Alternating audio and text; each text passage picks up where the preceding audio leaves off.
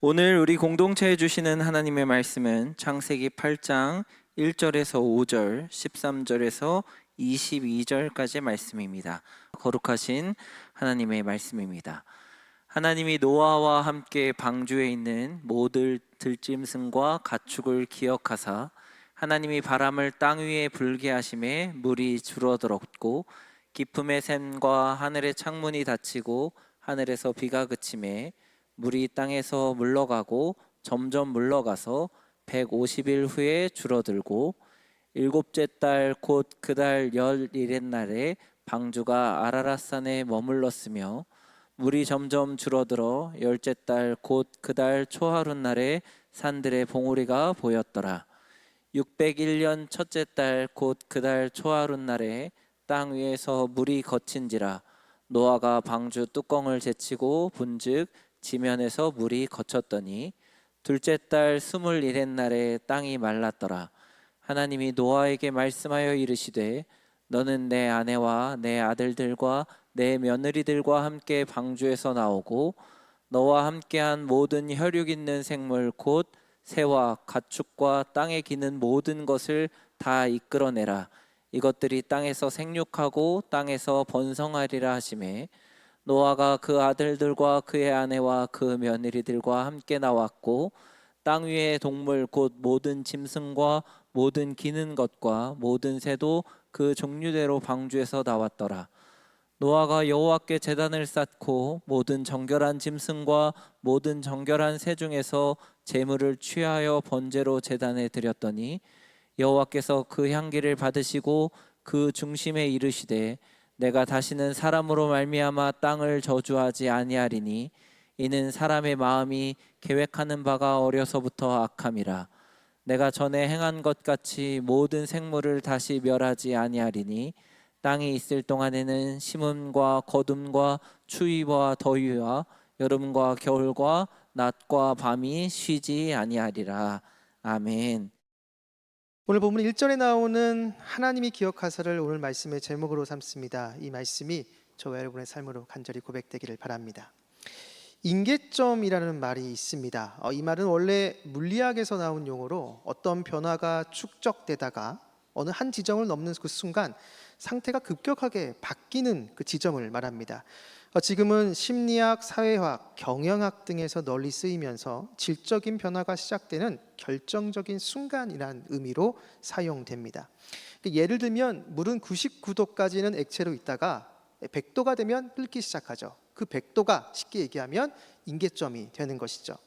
이렇게 어떠한 상황이 갑자기 바뀌게 되는 그 시작하는 그 지점, 바로 그게 임계점이라고 할 수가 있습니다. 우리가 지금까지 홍수 이야기를 살펴보고 있는데요, 이 홍수 이야기의 임계점이라고 할 수 있는 내용이 바로 오늘 본문에 나옵니다. 이 창세기 8장 1절입니다. 하나님이 노아와 그와 함께 방주에 있는 모든 들짐승과 가축을 기억하사 하나님이 바람을 땅 위에 불게 하심에 물이 줄어들었고, 하늘에서 비가 내리는 것이 그치고 물이 땅 위에 150일 동안 있었습니다. 방주 안에 노아는 계속 기다립니다. 그 가운데 본문은 하나님께서 노아와 방주에 타고 있는 들짐승과 가축을 기억하셨다라고 말씀합니다. 그리고 하나님은 바람을 불게 하여 땅 위에 물이 줄어들게 하십니다. 드디어 땅 위에 물이 줄어들기 시작합니다. 그 시작이 하나님께서 노아와 방주에 타고 있는 들짐승과 가축을 기억했다라는 겁니다. 여기에 나오는 이 기억하다에 해당하는 히브리어 단어가 이 자카르라는 단어인데요, 많은 학자들은 이 노아의 홍수 이야기가 매우 정교하게 대칭 구조로 이루어졌다라고 이야기를 합니다. 그 내용을 좀 보면 지금 여러분들이 표를 보고 있는 것처럼 이렇게 노아의 홍수 이야기는 대칭 구조를 이루면서 앞과 뒤가 내용적으로 연결되어 있습니다. 보시면 이 땅 위에 인간의 죄로 폭력이 가득합니다. 이러한 세상을 하나님께서 심판하시기로 결심하십니다. 그 중에 은혜를 입은 노아에게 하나님은 방주로 들어가라 명령을 하시죠. 그리고 홍수가 시작되고 온 세상이 물로 덮입니다. 이후에 물이 점점 물러가고 땅이 마릅니다. 때가 돼서 하나님께서는 노아에게 방주를 떠나라라고 명령하십니다. 그리고 그 이후에 세상을 다시 보존하시겠다고 결심하시고 하나님은 노아와 언약을 맺습니다. 이렇게 노아 이야기는 전반부와 후반부로 내용이 서로 대칭을 이룹니다. 전반부는 홍수가 일어나고 하나님의 심판이 나타나죠. 후반부에는 그 홍수가 그치고 다시 회복시키시는 하나님의 은혜가 나타납니다. 이렇게 전반부와 후반부를 가르는 그 전환점, 그 중심에 해당되는 것이 방금 우리가 읽은 창세기 8장 1절 전반절입니다. 하나님께서 기억하셨다라는 것이죠. 하나님께서 기억하신 그 기점으로 이 노아의 홍수 이야기는 완전히 달라집니다. 그런데 하나님께서 기억하셨다라는 이 말을 우리가 좀 잘 이해할 필요가 있습니다. 우리가 생각할 때는 이 기억하다라는 이 말을 잊어버리다 그 말과 연관시켜서 곧잘 사용하기 때문입니다. 그래서 하나님께서 기억하셨다 이 말이 마치 하나님 지금까지 싹 잊어버리고 계시다가 갑자기 생각나서 은혜를 베풀어 주는 그러한 뉘앙스로 받아들일 수 있는데요. 사실 그것이 아닙니다. 여기서 이 하나님의 이 행위를 기억하다라고 표현한 것은 인간의 언어로 표현하기 위해, 인간의 언어로 설명하기 위한 일종의 이 문학적인 표현으로 볼 수 있는 것이죠. 하나님은 노아와 방주에 탄 동물들을 잊어버리지 않으셨습니다. 처음부터 마음에 담아 두셨고 계속 지켜보셨던 것이죠. 이러한 하나님의 관심이 있었기 때문에 이 노아의 방주는 처음부터 안전할 수 있었던 것입니다. 그렇기에 여기서 이 기억하다라는 이 표현은 단순히 무언가를 떠올렸다라는 의미가 아니라 하나님의 구원과 관련된 표현입니다. 이는 하나님의 때에 하나님께서 일하시기 시작하셨다라는 뜻인 것이죠. 하나님의 주권적인 행동을 가리키는 표현인 겁니다. 보통 우리는 이 구원을 영원 구원과 관련시켜 이야기를 하는데요. 성경에서 말하는 구원은 단순히 영원 구원만 말하는 것이 아니라 사람이 어떤 위기에, 어떤 어려움, 고난 속에 있을 때 거기서 벗어나는 것, 그 모든 것을 다 포함하는 의미가 구원이라는 단어입니다. 그렇기에 하나님께서 기억하셨다라는 것은 사람이 어떤 위기 속, 고난과 어려움 속에 있을 때 하나님이 보시고 때가 이르러서 그 사람을 위해 일하기 시작하셨다라는 의미라는 것이죠. 그러므로 하나님이 이전엔 모르셨거나 잊고 계셨다라는 뜻이 아니다라는 것입니다. 이 기억하다라는 동사는 구약에서 225번 사용된 굉장히 중요한 주제어인데요. 성경에서 오늘 본문에 처음 등장합니다. 창세기 안에서 하나님께서 기억하셨다라고 지칭한 인물이 3명입니다.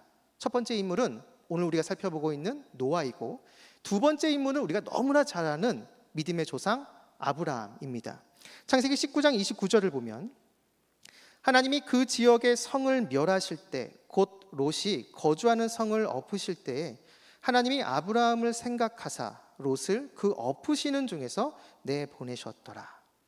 하나님께서 소돔성을 멸하실 때 롯을 구원하신 이유를 하나님 아브라함을 생각했기 때문이다라고 이야기를 합니다. 여기 한글 성경에는 생각하사라고 이렇게 번역이 됐지만 히브리어 원문을 보게 되면 자카르, 기억하다라는 그 단어가 쓰였습니다. 아브라함을 기억하셔서 롯을 소돔 땅에서 구원해 주신 것이죠. 그렇다면 여기서도 이 하나님께서 기억하셨다라는 것은 누군가를 떠올리거나 잊지 않았다라는 인지적 행위만을 가리키는 것이 아니라 아브라함의 조카 롯을 죽음으로부터 구원해낸 행위를 가리킵니다. 여기서도 구원과 관련해서 하나님께서 일하셨다라는 것이죠. 창세기에서 하나님이 기억하신 세 번째 인물은 라헬입니다. 창세기 30장 22절을 보면 하나님이 라헬을 생각하신지라 하나님이 그의 소원을 들으시고 그의 태를 여셨으므로. 여기서도 생각하다라고 번역됐지만 여러분 히브리어 원문을 보면 동일하게 자카르, 기억하다라는 동사가 쓰였습니다. 즉 하나님이 라헬을 기억하셨다라는 것이죠. 언니 레아가 남편인 야곱과의 사이에서 아들 6명, 딸 1명을 낳을 동안 이 라헬은 자녀가 1명도 없었습니다. 당시 여성이 아이를 갖지 못한다는 것, 여러분 이것은 여성으로서의 존재 가치가 없는 것인데요. 당연히 아이가 없는 여성은 극심한 마음고생을 했을 것입니다. 라헬이 바로 그러한 고통 속에서 하루하루를 보내게 된 것이죠. 하지만 드디어 때가 이르렀을 때 하나님께서 라헬을 기억하셨습니다.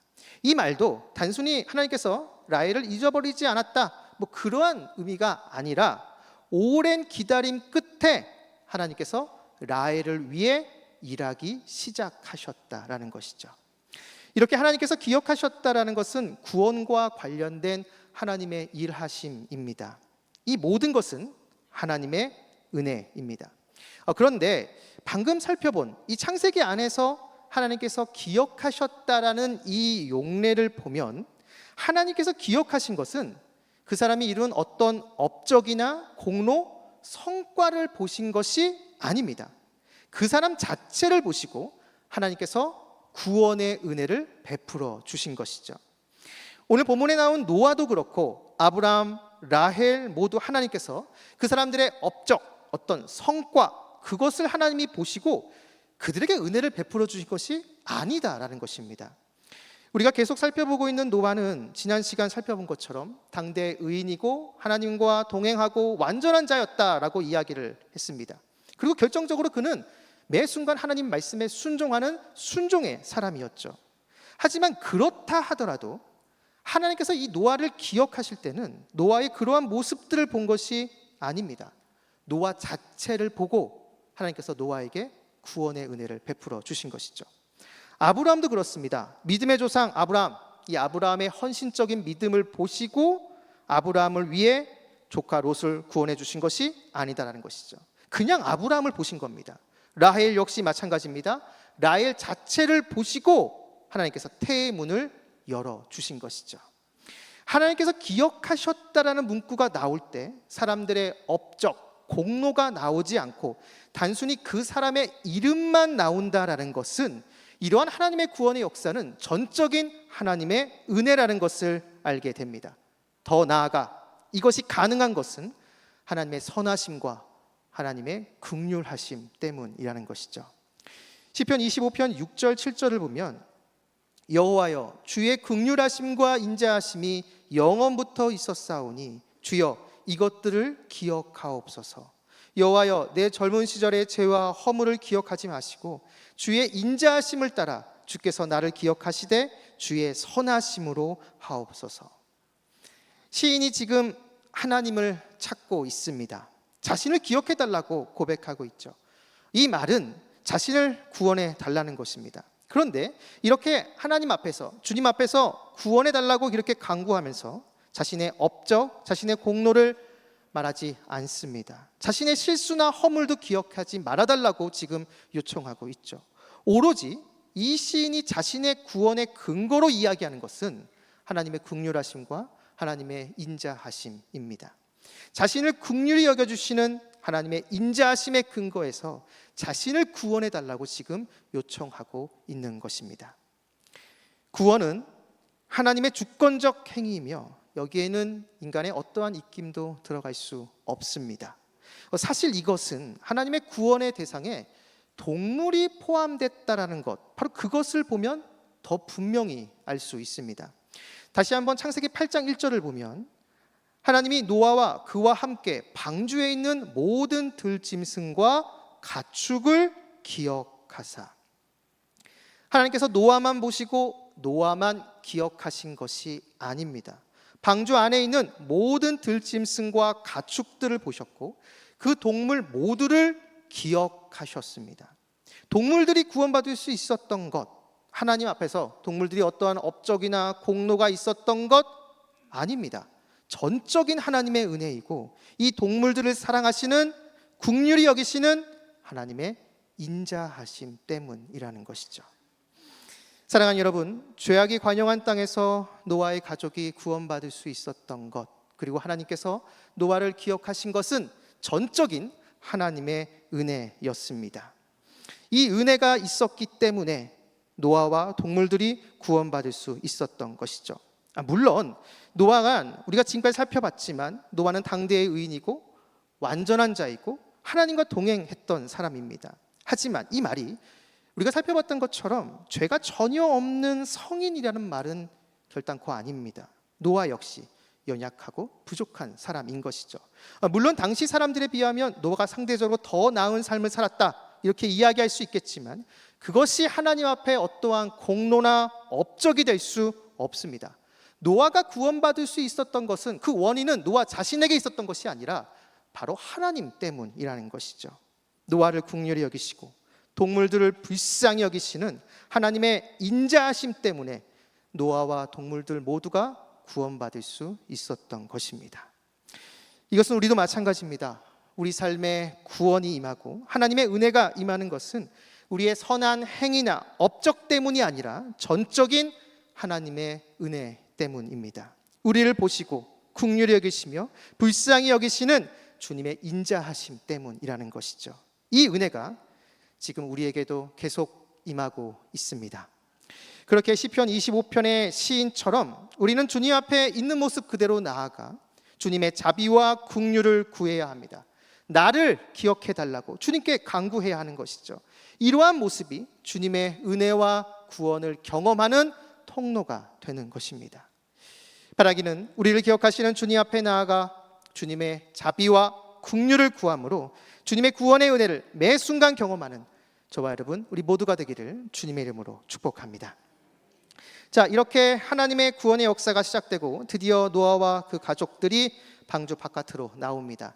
오늘 보면 18절 19절을 보면 노아가 그 아들들과 그의 아내와 그 며느리들과 함께 나왔고 땅 위의 동물 곧 모든 짐승과 모든 기는 것과 모든 새도 그 종류대로 방주에서 나왔더라. 방주에서 드디어 나왔습니다. 그런데 여러분, 노아와 그 가족들이 방주에서 머문 기간이 얼마였을까요? 여러분 창세기 7장 11절에 보면 노아와 그 가족들이 방주 안에 들어갔던 때는 노아 나이 600세 되던 해 2월 17일이었습니다. 그리고 방주에서 나온 것은 창세기 8장 14절을 보면 노아 나이 601세 되던 해 2월 27일입니다. 그러면 계산해 보면 1년 10일입니다. 그러니까 1년 10일 만에 드디어 방주 바깥으로 나오게 된 것이죠. 방주 안 깜깜하고 비좁은 곳에서 1년 10일 있다가 드디어 방주 바깥으로 나온 겁니다. 여러분이 노아와 같은 상황이라면 가장 먼저 무엇을 하시겠습니까? 하고 싶은 것이 정말 많겠죠. 그리고 해야 할 일도 많을 겁니다. 이 홍수가 휩쓸고 난 자리, 뭐가 남아 있을까요? 아무것도 남아 있지 않을 것입니다. 우리가 홍수가 난 그 재해 현장, 그 영상을 통해서 보면 알겠지만 모든 것이 다 엉망진창입니다. 손봐야 할 것이 너무나 많죠. 보통은 이러한 상황이라면 거할 곳부터 준비한다든지 마실 물을 찾는다든지 생존에 필요한 일부터 가장 먼저 할 것입니다. 그런데 방주에서 나온 노아가 가장 먼저 한 일은 하나님께 제사를 드리는 일이었습니다. 우리식으로 하면 예배를 드린 것이죠. 본문 20절을 보시면 노아가 여호와께 제단을 쌓고 모든 정결한 짐승과 모든 정결한 새 중에서 제물을 취하여 번제로 제단에 드렸더니, 여기서 우리는 노아의 이 모습을 통해서 우리의 예배를 한번 점검해 볼 필요가 있습니다. 먼저 노아의 이 제사는 자발적인 제사였다라는 것이죠. 우리가 지금까지 살펴본 것처럼 노아는 철저히 순종하는 사람이었습니다. 방주를 짓기 시작할 때부터 방주에 들어가고 방주에 나올 때까지 하나님 명령에 철저하게 순종했습니다.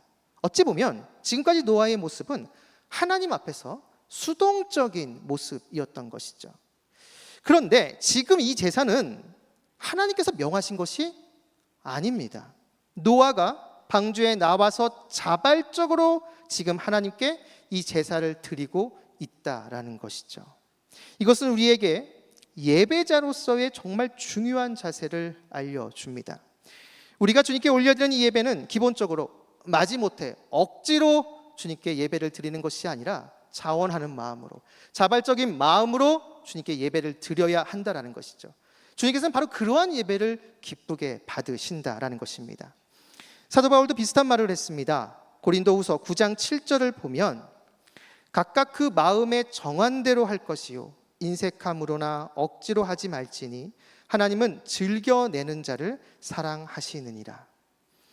바울의 이 말씀은 헌금에 관한 거지만 이 예배를 확장해서 봐도 무방합니다.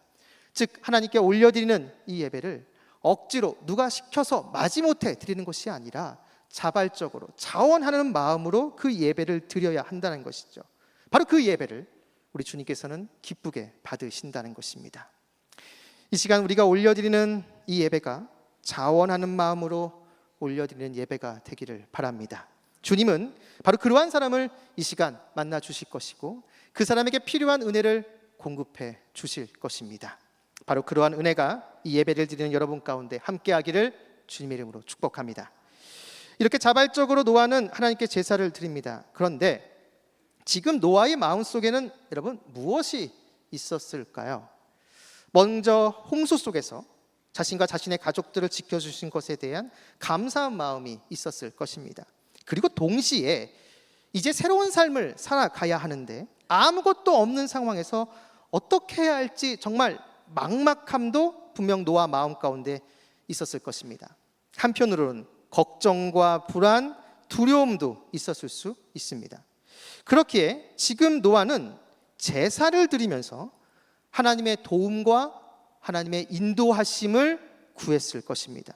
지금까지 자신을 인도하셨던 것처럼 이제 제2의 아담으로 새롭게 출발해야 하는 그 상황 속에서 하나님의 도움을 구하고 있는 것이죠. 사랑하는 여러분, 예배의 자리는 바로 이렇게 하나님의 도움을 받는 자리입니다. 우리 역시도 살아가면서 노아와 같은 상황에 처할 때가 있습니다. 새로운 환경에 맞닥뜨릴 때도 있고 내 힘으로 도저히 해결할 수 없는 문제나 어려움을 만날 때도 있습니다. 그리고 홍수와 같은 고난과 역경의 터널을 통과해야 될 때도 있죠. 그러한 상황에서 예배의 자리는 바로 그러한 것들을 능히 감당할 수 있는 힘과 능력을 하나님께 공급받는 자리라는 것입니다. 예배를 통해 하나님의 능력을 공급받는다. 저는 이러한 이야기를 들을 때마다 이 머릿속에 떠오르는 우리나라 전통 문화가 있는데요. 지금은 사라졌습니다. 지금은 없고 옛날에는 있었는데 그 문화가 뭐냐면 여러분 혹시 반보기라는 문화 아십니까? 반보기. 이게 뭐냐면 옛날에는 시집간 딸을 출가 외인이라고 했습니다. 시집을 가면 친정에서도 외인처럼 여겨졌던 것이죠. 그러니 딸이 친정 어머니를 보고 싶어도 마음대로 찾아갈 수 없었습니다. 그래서 생겨난 풍습이 반보기였습니다. 딸과 어머니가 서로의 집에서 중간쯤 되는 곳까지 나와 만나는 것이죠. 서로가 서로에게 한 걸음씩 나와 만나는 자리였던 것입니다. 반보기는 추석이 지나고 나서 이루어졌는데 음식을 준비해 와서 한나절 동안 함께 먹고 마시며 그동안 못다한 이야기를 나누는 시간이었습니다. 여러분 한번 생각해 보시기 바랍니다. 시집살이에 지친 딸에게 어머니의 얼굴을 보고 함께 이야기하는 그 시간이 얼마나 큰 위로가 됐겠습니까? 다시 집으로 돌아가야 했지만 사랑하는 어머니를 만난 그 딸은 다시 살아갈 힘을 얻었을 것입니다. 저는 성도에게 예배의 자리가 바로 이러한 반보기 문화와 비슷하다라고 생각합니다. 이 세상 속에서 하나님의 자녀로 힘겹게, 정말 힘겹게 그렇게 살아가다 이 예배의 자리로 한 걸음 나아오면 우리 주님도 이 예배의 자리로 한 걸음 나아와 우리를 만나 주시는 것이죠. 주님께서 그 예배의 자리에 우리를 만나 주시면 우리는 우리 마음속에 있었던 그 어려움, 고민, 걱정, 근심, 불안 그 모든 것들 주님께 다 아뢰는 겁니다. 그러면 주님께서 그것을 다 들으시고 우리를 위로해 주시고 격려해 주시며 그 모든 것을 감당할 수 있는 힘과 능력을 우리에게 공급해 주시는 것이죠. 사랑하는 어머니의 얼굴을 보고 그리고 어머니의 그 위로의 말을 듣고 다시 힘을 내서 시댁으로 돌아가는 그 딸처럼 우리 역시도 이 예배 자리에서 주님께서 주시는 위로와 격려, 힘과 능력 그것을 받고 다시 세상으로 주님께서 맡겨주신 그 사명의 자리로 다시 힘을 내서 돌아가는 것입니다. 여러분 그 시작이 바로 이 예배의 자리라는 것이죠. 사랑하는 말씀상 공동체 성락성결교회 성도 여러분, 홍수 이야기의 전환점은 하나님께서 노아와 방주에 타고 있는 그 동물들을 기억하신 때였습니다. 여기서 나오는 이 기억하다라는 것은 잊고 있었다가 갑자기 생각났다, 그 말이 아니라 하나님께서 일하시기 시작하셨다라는 하나님의 주권을 표현하는 단어라고 했습니다. 이러한 하나님의 기억하심은 여러분 우리의 삶에도 있습니다. 여기 계신 여러분들 각자 여러 많은 기도 제목들이 있을 것인데요, 그 기도 하나님께 올려드립니다. 그런데 기도할 때 내 마음 같아서는 그 기도 제목이 지금 당장 바로 응답됐으면 하는 마음입니다. 그런데 현실은 그렇지 않죠. 너무나 더디 이루어지는 것을 보게 됩니다. 그럴 때마다 마음 가운데 낙심도 되고 실망도 되고 마음이 참 많이 어렵습니다. 때로는 하나님께서 날 잊어버리신 것이 아닌가라는 그러한 생각이 들 때도 있죠. 하지만 오늘 본문이 우리에게 분명하게 말하는 것은 우리 주님은 우리를 절대로 잊어버리시지 않는다는 겁니다. 지금도 우리를 보고 계십니다. 우리가 주님께 기도하고 그래서 그 기도의 분량이 찼을 때 바로 하나님께서 정하신 그 영적인 임계점에 도달하는 바로 그때 그 순간 주님께서 우리를 위해 일하실 것이고 우리 눈앞에 주님의 역사하심이 나타나게 된다라는 것이죠. 이러한 주님 앞에 우리가 마땅히 보여야 할 자세는 예배입니다. 그런데 그 예배는 누가 시켜서 마지못해 그냥 억지로 드리는 그 예배가 아니라 자발적으로 자원하는 마음으로 주님께 예배를 드려야 하는 것이죠. 그 예배의 자리에서 주님은 우리를 만나주시고 우리에게 위로와 격려, 힘과 능력을 주신다라는 것입니다. 성도는 예배의 자리에서 만난 주님으로 힘을 얻고 다시 세상에 나아가 주님께서 맡겨주신 사명의 자리에서 최선을 다하는 존재입니다. 오늘 드려지는 이 예배가 여러분들에게 주님께서 주시는 위로와 격려, 능력과 힘이 주어지는 귀한 시간이 되기를 바랍니다. 우리 주님은 자기 자신에게로 한 걸음 나아오는 여러분들을 절대로 포기하지 않으십니다.